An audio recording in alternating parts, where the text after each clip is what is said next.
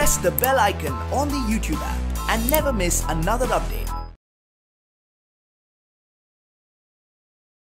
शुभ दिन बच्चों, कैसे हो? आनंद ले रहे हो? हम तो आपकी पूरक पाठ पुस्तक जो है भारत की खोज जो पंडित नेहरू द्वारा रची गई है उसके बारे में, जो कि डिस्कवरी ऑफ इंडिया का ये हिंदी रूपांतर जो हमें बताने जा रहे हैं कि सारे के सारे भारत में भ्रमण करने के बाद नेहरू जी ने कहाँ कहाँ के दर्शन किए, उन्होंने क्या क्या देखा, उनकी सोच, उनकी कलम क्या क्या लिखी गई है और इस संसार जो है ये सृष्टि सब किसके द्वारा हुई। उस समय महाकाव्य, आप दो महाकाव्यों के बारे में तो जानते ही है ना, टू ग्रेट एपिक्स, रामायण और महाभारत, इन सब की रचना कब हुई, कैसे हुई, फिर उसका अंश कौन कौन से क्या क्या चीज़ें हैं, ये सब हम उनकी नज़रों से, उनकी दृष्टि से देखेंगे। तो चलिए देखते हैं। सिंधु घाटी सभ्यता के अंतर्गत महाकाव्य, इतिहास, परंपरा और मिथक, यानी कि जन संस्कृति हमने देखी, वेदों के बारे में जाना, कौटिल्य का रचा अर्थशास्त्र के बारे में जाना। आज देखते हैं महाकाव्य, जो कि आप रामायण महाभारत तो पढ़ चुके हो और उसका इतिहास भी जानते हो कि कौन से पात्र किस में मौजूद थे, उपस्थित थे, उसकी परंपरा कैसी रही और मिथक, इन सब की जानकारी हम एक एक वाक्य पढ़ते हुए समझते जाएंगे। प्राचीन भारत के दो महाकाव्य, यानी प्राचीन भारत, सबसे पुराना भारत जो है पुराने इतिहास में, ये दो महाकाव्य हैं। जैसे कि आप सब जानते हो, दो महाकाव्य कौन से? रामायण और महाभारत। रामायण के अंतर्गत कौन से पात्र थे, महाभारत की क्या कथा है, ये सब आप परिचित हो। इसका रूप ग्रहण करने में, देखो अब ये दो चीज़ें बनी तो इनका पूरे का पूरा रूप ग्रहण करने में शायद सदियां लगी होंगी, बहुत सारे सेंचुरीज हो गई होंगी रामायण और महाभारत को लिखने के लिए, और उनमें बाद में भी टुकड़े जोड़े जाते रहे, बाद में भी जो भी हम देखते गए उनको उसमें जोड़ा गया। इन ग्रंथों में भारतीय आर्यों के आरंभ के समय का क्या है, वृत्तांत है। आर्यंस जब सबसे पहले वो आर्य देश भारत देश में आए, उस समय की चर्चा से लेकर पूरे का पूरा उसमें उनका वृत्तांत है, उनकी विजयों और उस समय के गृह युद्धों का, उन्होंने कहाँ कहाँ जाकर कैसे किस तरह से विजय प्राप्त की, या उनके गृह युद्धों के बारे में, जब वे अपना विस्तार कर रहे थे और अपनी स्थिति मजबूत कर रहे थे, कहाँ कहाँ जाकर इतना विस्तार उन्होंने पाया और उसमें वो संस्कृति को बनाए हुए वो किस तरह की जीवन शैली गुजारे, इन सब का वृत्तांत जो है इसमें मौजूद है। मुझे इनके अलावा कहीं भी किन्हीं ऐसी पुस्तकों की जानकारी नहीं है जिन्होंने आम जनता के मन पर लगातार इतना व्यापक प्रभाव डाला हो। यानी पंडित नेहरू हमें यहाँ पर बता रहे हैं कि वह मुझे, यानी कि नेहरू जी कह रहे हैं कि मुझे इनके अलावा, यानी रामायण और महाभारत के अलावा मुझे और किसी में भी ऐसी पुस्तकों की मुझ में जानकारी नहीं है जितनी जानकारी मुझे इन दो पुस्तकों से मिली है, और वो लगातार इफेक्टिव भी बनती गई, उसका व्यापक प्रभाव डालती गई। इतने प्राचीन समय में रची जाने के बावजूद भारतीयों के जीवन पर आज भी इनका जीवंत प्रभाव दिखाई पड़ता है। यानी आज भी क्या है, घर घर रामायण और महाभारत पढ़ी जाती रहती है, और वो कहते हैं नेहरू जी कि प्राचीन समय में रचने जाने वाली, ये तो उस काल में, पता नहीं कि इस काल में, बहुत पुराने समय में बनी जाने वाली ये दो पुस्तकों का आज भी क्या है, इतना ही प्रभाव दिखाई पड़ता है। ये दोनों ग्रंथ भारतीय जीवन का क्या है, एक अंग बन गए हैं, उनके जीवन का एक हिस्सा बन गए हैं। इनमें हमें सांस्कृतिक विकास की विभिन्न श्रेणियों के लिए ठेठ भारतीय ढंग से एक साथ सामग्री क्या है, उपलब्ध है। अर्थात उच्चतम बुद्धिजीवी से लेकर, यानी कि उच्चतम बड़े से बड़े बुद्धिजीवी से लेकर साधारण अनपढ़, यानी बड़े से बड़े स्कॉलर से लेकर एक अनपढ़ और अशिक्षित देहाती तक के लिए ये क्या है, अच्छी तरह से समझ में आने वाली ये पुस्तकें हैं। इनके द्वारा हमें प्राचीन भारतीयों का वो रहस्य कुछ कुछ समझ में आता है जिससे वे अनेक रूपों में विभाजित और जात पात की ऊंच नीच में बटे समाज को क्या है, एकजुट रखते थे। यानी कि रामायण महाभारत पढ़ते रहने से हमें उन सब चीज़ों का पता चल जाता है जो उस समय घटित थी। उनके मतभेदों को सुलझाते थे, यानी कि मतभेद झगड़े जो भी वहाँ पर हुआ करते थे उनको इस तरह से प्रॉब्लम्स को सॉल्व किया जाता था, उसके बारे में भी हमें ज्ञान इसमें प्राप्त होता है। उन्होंने लोगों में एकता का ऐसा नजरिया पैदा करने का प्रयत्न किया जो हर तरह के भेदभाव पर छा गया और वो बराबर बना रहा। इन दो महाकाव्यों की ये क्या है, प्रसिद्धि है। भारतीय पुराकथाएं महाकाव्यों तक ही सीमित नहीं है। ये भारत की जो पुरानी गाथाएं हैं ये सिर्फ महाकाव्यों तक ही क्या है, सीमित नहीं है। उनका इतिहास वैदिक काल तक जाता है। वैदिक काल वेदास का जो भी समय था उस समय तक भी जाता है और वे अनेक रूप आकारों में संस्कृत साहित्य में प्रकट होती रही है। इस तरह से वो अलग अलग रूपों में क्या है, हमारी ये जो सांस्कृतिक जो साहित्य है, लिटरेचर में हम वो सब चीज़ें देखते रहते हैं, उसका हम अध्ययन, उसका हम ज्ञान प्राप्त करते रहते हैं। कवियों और नाटककारों ने इनका पूरा लाभ उठाते हुए अपनी कथाओं और सुंदर कल्पनाओं की रचना इनके आधार पर ही किए हैं। ये जो आपने रामायण महाभारत जो कि आप सब छठी कक्षा 7वीं कक्षा में जो पढ़ते आए हो, ये सब क्या है, इनका पूरे का पूरा आनंद लेकर इन कवियों ने, इन नाटककारों ने, लिखने वालों में क्या है, इन महाकाव्यों का पूरे का पूरा लाभ उठाया है, फ़ायदा उठाया है और वो अपनी कहानियों में और भी सुंदर कल्पना की रचना करके इसका आधार किया है। अधिकांश पुराकथाएं और प्रचलित कहानियां वीर गाथात्मक हैं, यानी वीरों की कहानियां ही इसमें उपस्थित हैं पुरानी कथाओं पुराकथाओं में। उनमें सत्य पर अड़े रहने और वचन के पालन का उद्देश्य किया गया है, यानी सत्य, हमेशा सच्चाई पर रहो और वचन का हमें क्या है, पालन करने का ही इसमें उपदेश दिया जाता है, चाहे परिणाम कुछ भी हो। साथ ही इनमें जीवन पर्यंत और मरणोपरांत भी वफादारी, साहस और लोकहित के लिए सदाचार और बलिदान की शिक्षा ही दी जाती है। मरने के जीवन जब हम रहते हैं तब का समय, यानी कि मरने के बाद क्या होगा, इन सब का भी क्या है, पूरे का पूरा इसमें ज्ञान हमें प्राप्त होता है। कभी ये कहानियाँ पूर्णतः काल्पनिक होती हैं, अन्यतः इनमें तथ्य और कल्पना आपस में एक प्रकार गुंथे रहते हैं। इन दोनों की क्या है, इसमें मिलावट है। जिस तरह से गुंथा गया है वो तथ्य, जो फैक्ट्स जो है वो, और कुछ इमेजिनरी थिंग्स को लेकर इसमें मिले हुए हैं कि गुंथ रहे हैं कि उन्हें अलग नहीं किया जा सकता। यानी कि ये तथ्य और कल्पना जो है इन सबको मिलाकर इन ग्रंथों में रचाया गया है जो कभी भी उन्हें अलग नहीं किया जा सकता। और उनमें हमें क्या शिक्षा मिलती है, साहस की और लोकहित के लिए सदाचारी रहना है और हमें हमेशा दूसरों के लिए क्या है, बलिदान करने की ही इसमें शिक्षा मिलती है।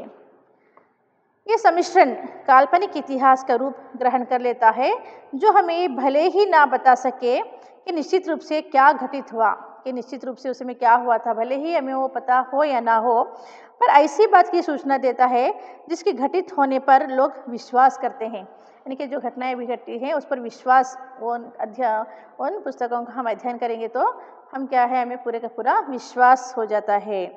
ये घटनाएं वास्तविक हो या काल्पनिक, ये घटनाएं भले ही वो सच्ची हो या काल्पनिक हो, इमेजिनरी हो, जीवन में इनकी स्थिति जीवंत तत्वों की हो जाती थी तो उन्हें रोज़मर्रा की जिंदगी की एक रास्ता और कुरूपता से खींचकर उच्चतर क्षेत्रों की ओर ले जाती है। यानी कि जीवन में इनकी स्थिति, जीवन के भी प्रेजेंट लाइफ की सिचुएशन में जो भी है तत्व, ये क्या है, तत्वों की हो जाती थी तो जो उन्हें रोज़मर्रा की ज़िंदगी, डे टू डे लाइफ की जो भी ज़िंदगी रहती है उसमें एक रस हो, उसमें सुंदरता हो या कुरूपता हो, यानी कि वो जीवन जो है अच्छा हो या बुरा हो, उसमें हमें खींच कर वो अच्छे से अच्छे उच्चतर श्रेणी में ले जाई जाती थी। इन्हें बुरे विचारधारा भी अच्छी विचारधारा में बदलने की प्रवृत्ति ले लेती है उन महाकाव्यों के द्वारा। यूनानियों, चीनियों और अरबवासियों की तरह ये यूनानीज जो हैं और चीना वाले जो हैं, अरब में वास करने वाले हैं, उनकी तरह ही प्राचीन काल में जो है भारतीय इतिहासकार नहीं थे। जैसे कि यहाँ पर स्थित थे, वैसे हमारे भारत में जो है इतिहासकार हिस्टोरियंस नहीं थे। इसी कारण हमारे लिए आज तिथियाँ निश्चित करना या सही कालक्रम निर्धारित करना कठिन हो गया है।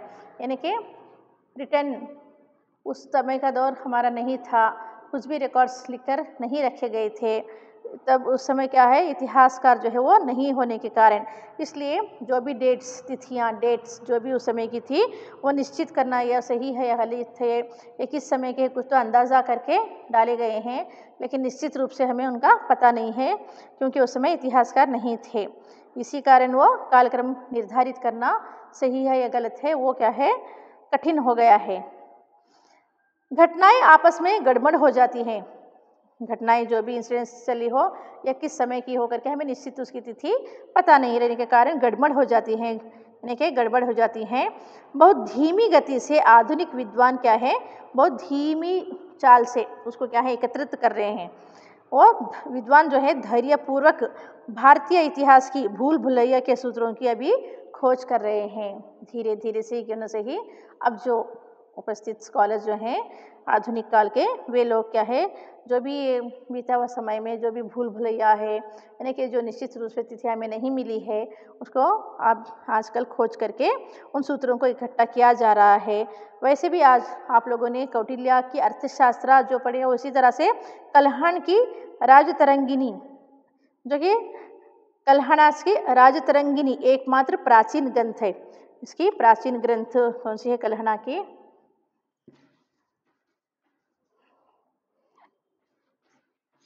कल्हण की राजतरंगिणी,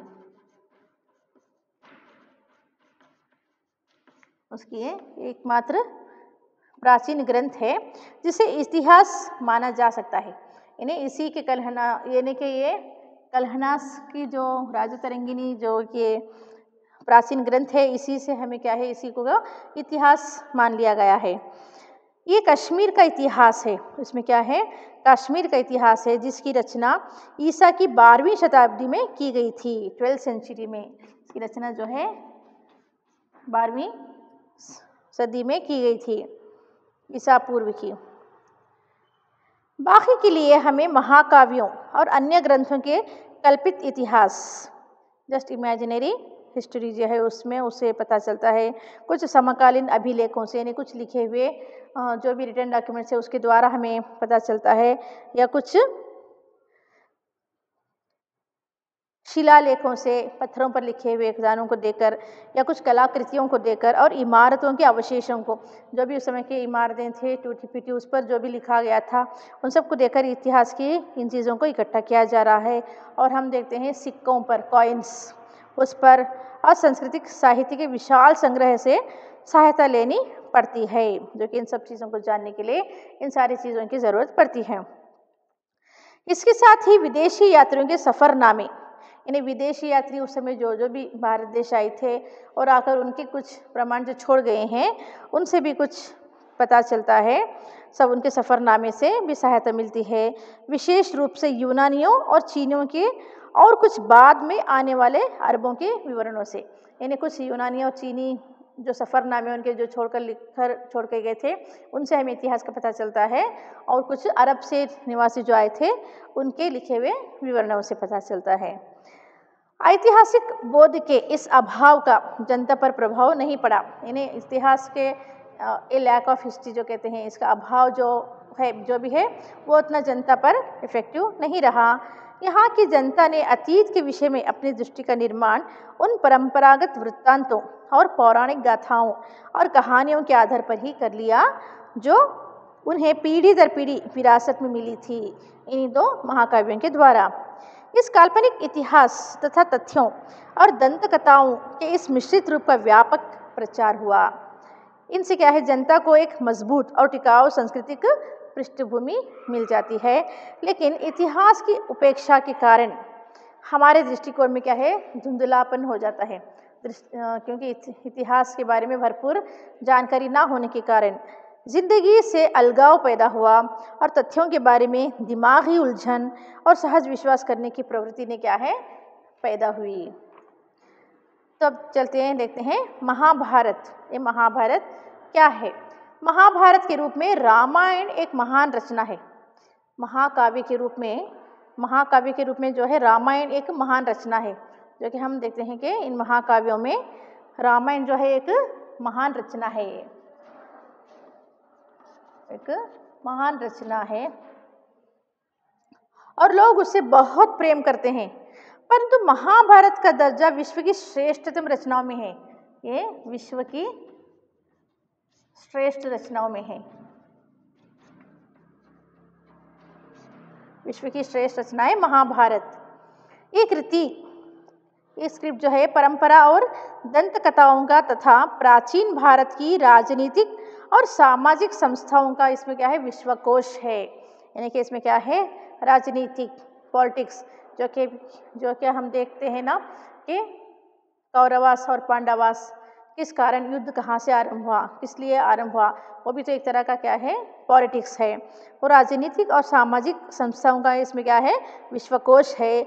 लगभग 10,000 यानी कि लगभग 10 वर्ष बल्कि उससे भी कुछ अधिक समय से इस विषय के अधिकारी भारतीय विद्वान इसका प्रामाणिक संस्करण प्रकाशित करने की दृष्टि से क्या है, विभिन्न उपलब्ध पाठों की जांच और मिलान करने में क्या है, व्यस्त हैं।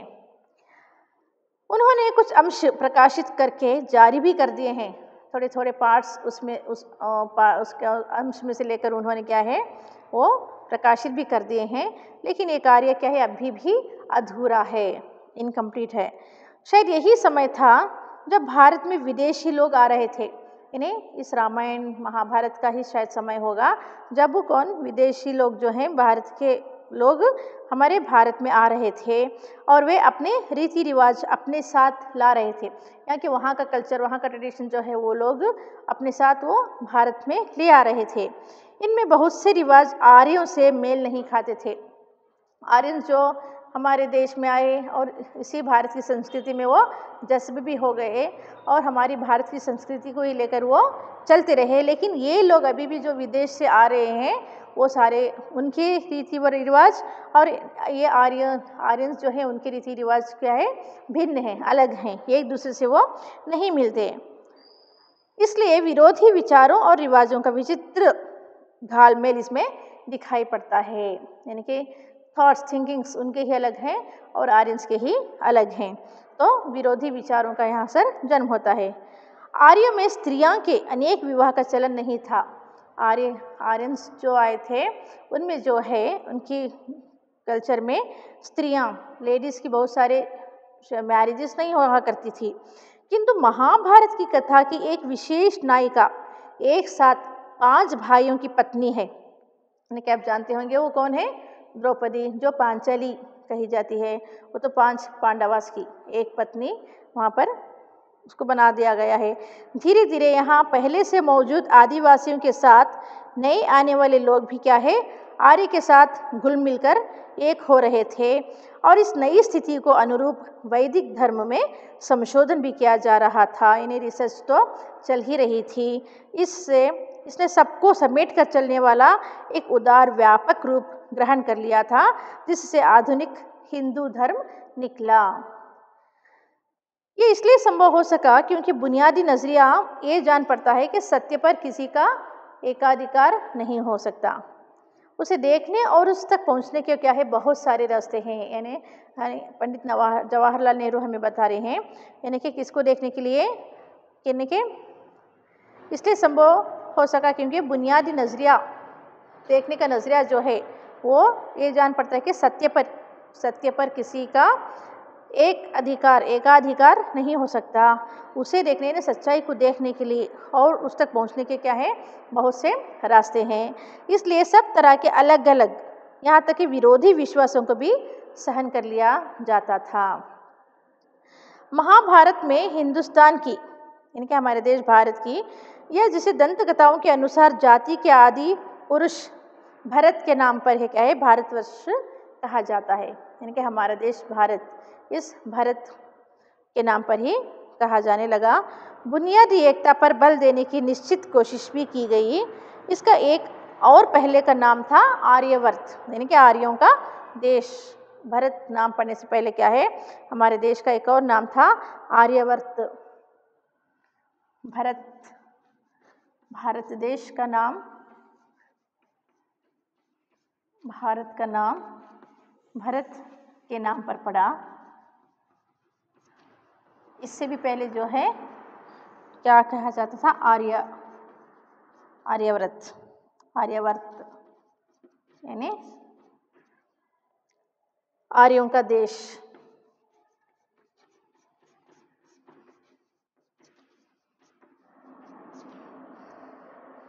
किंतु ये नाम मध्य भारत में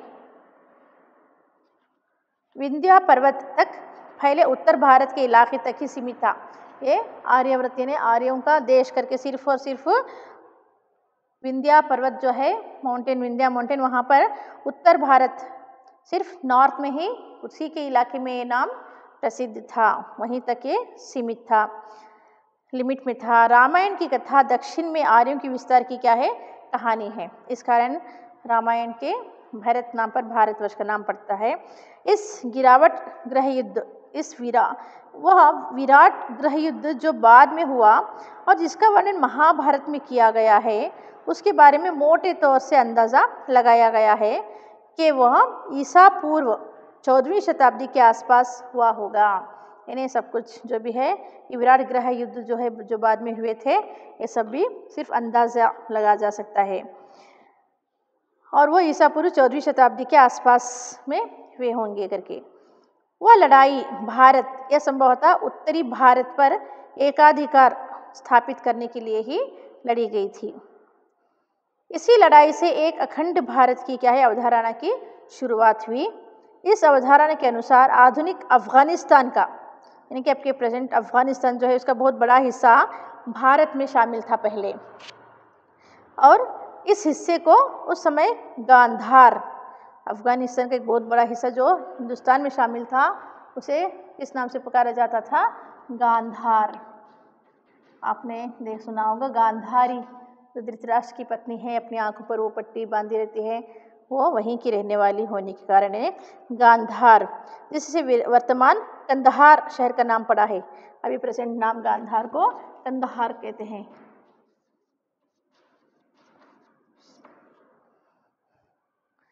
कहा जाता था और उसे भारत का अभिन्न हिस्सा समझा जाता था। इस गांधार को भारत का एक अभिन्न हिस्सा माना जाता था। वास्तव में इसी कारण मुख्य शासक की पत्नी का नाम गांधारी यानी गांधार की कन्या पड़ा था। दिल्ली नाम का आधुनिक शहर नहीं, दिल्ली जो है आधुनिक नाम का भी जो दिल्ली कहते हैं, उस समय वो शहर का नाम नहीं था, बल्कि इस इलाके के निकट बसे एक हस्तिनापुर और इंद्रप्रस्थ नाम के पुराने शहर इसी समय भारत की क्या है, राजधानी बने थे। दिल्ली से पहले क्या बनी थी राजधानी, इंद्रप्रस्थ, हस्तिनापुर। महाभारत में कृष्ण से संबंध आख्यान भी है ना, महाभारत में आप जानते होंगे कृष्ण का उसमें संबंध आख्यान भी है, और प्रसिद्ध काव्य भगवत गीता भी है। गीता के दर्शन के अलावा इस ग्रंथ में शासन कला और सामान्य रूप से जीवन के नैतिक और आचार संबंधी सिद्धांतों पर क्या है, जोर दिया गया है। उसमें क्या है, नैतिक, मॉरल वैल्यूज जो है वो सब कुछ इसमें मिलते हैं, और शासन कला, नैतिक और आचार संबंधी सिद्धांतों पर। धर्म की इस बुनियाद के बिना ना सच्चा सुख मिलता है और न समाज में एक रह सकता है। यानी कि जीवन में सच्चा सुख पाने के लिए क्या है, सच्चाई जानना है तो इन चीज़ों का, यानी कि इन महाकाव्यों का हमें क्या है, सच्चे अर्थों में उसको समझना बहुत ही ज़रूरी है। इन तभी क्या हो सकता है, इसका लक्ष्य है लोक मंगल, यानी कि लोगों की मंगल कामनाएं, उसमें उसका मुख्य उद्देश्य है किसी विशेष वर्ग का नहीं, बल्कि पूरे विश्व का मंगल, ये मंगल उसमें है। फिर लेकिन धर्म स्वयं सापेक्ष है और सत्यनिष्ठा, अहिंसा आदि जैसे कुछ बुनियादी सिद्धांतों को छोड़कर खुद समय और मौजूदा परिस्थितियों पर क्या है, निर्भर करता है। ये सिद्धांत टिकाऊ हैं और अपरिवर्तनशील भी हैं, इन्हें उसमें कोई भी परिवर्तन ना होने वाला है। परंतु इसके अलावा धर्म जो कर्तव्यों और जिम्मेदारियों का क्या है, सम्मिश्रण है। उसमें कर्तव्य, जिम्मेदारियां, रिस्पॉन्सिबिलिटी जो है, इन सब का मिश्रण है। समय के साथ वो है बदलता है। अहिंसा पर यहाँ और दूसरी जगहों पर भी जो बल दिया गया है वो बहुत ही दिलचस्प है। अहिंसा, क्योंकि अहिंसा और किसी अच्छे मकसद के लिए संघर्ष करने में प्रत्यक्ष रूप से कोई विरोधी नहीं दिखाई पड़ता। यहाँ पर पूरे महाकाव्य का केंद्र एक विराट युद्ध है, जो कि हम देखते हैं युद्ध इतने लंबे समय तक चला, एक विराट युद्ध है उस महाकाव्य का, वही मुख्य केंद्र है। और उन किन किन के बीच हुआ, वो सगे संबंधों के ही बीच में होता है ना, आपस में। जाहिर है इस प्रसंग में अहिंसा की अवधारणा का ज़्यादातर संबंध मकसद से था। इसमें क्या है, प्रसंग में अहिंसा की अवधारणा है, तो वो दोनों कोई अलग नहीं थे। यानी हिंसा की मानसिकता के अभाव से, आत्मानुशासन से, क्रोध और घृणा की भावना पर नियंत्रण से था। यानी कि आत्मानुशासन वो जो कि मुख्य ज़रूरी है, तो उसकी क्रोध और घृणा की भावना पर भी क्या है, नियंत्रण में रहा। महाभारत एक ऐसा समृद्ध भंडार है जिसमें अनेक अनमोल चीज़ें ढूंढी जा सकती हैं, ने बहुत सारी प्रेशियस थिंग्स उसमें हम खोज सकते हैं।